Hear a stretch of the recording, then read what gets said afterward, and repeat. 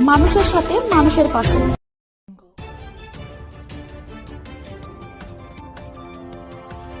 ধান ক্ষেতের মাঝখান থেকে এক যুবকের দেহ উদ্ধার করল পুলিশ। মৃতের নাম রাকিব শেখ, বয়স 27, বাড়ি মধুসূদনপুর গ্রাম পঞ্চায়েতের রামতনুনগরে। বৃহস্পতিবার সকালে গ্রামবাসীরা ধান জমিতে ক্ষতবিক্ষত অবস্থায় রাকিবের মৃতদেহ পড়ে থাকতে দেখেন। তৎক্ষণাৎ খবর দেওয়া হয় হারুট পয়েন্ট কোস্টাল থানায়। কিছুক্ষণের মধ্যেই পুলিশ ঘটনাস্থলে গিয়ে মৃতদেহটি উদ্ধার করেন। তবে এটা খুন নাকি অন্য কোনো কারণে রাকিবের মৃত্যু হলো, পুলিশ সে বিষয়ে তদন্ত শুরু করেছে। জানা গিয়েছে রাকিব 4 নম্বর বুথের পঞ্চায়েত সদস্য সালাউদ্দিন শেখের ভাইপো।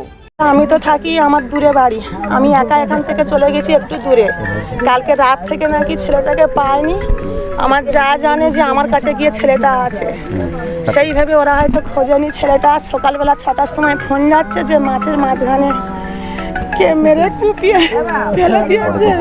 তারপরে আমরা এসে দেখছি, ওর ছেলেরা সবাই এসে দেখছি পাতায় উপরে কোপানো হয়ে পড়ে আছে। আজকে সকালবেলায় খবরটা আসে যে রাকিব হোসেন শেখ, ওই 26-27 বছর বয়স, যে ওর মৃতদেহ ওর বাড়ির থেকে প্রায় মিনিট 7-8 দূরে একদম ধান ক্ষেতের ভেতরে পড়ে আছে।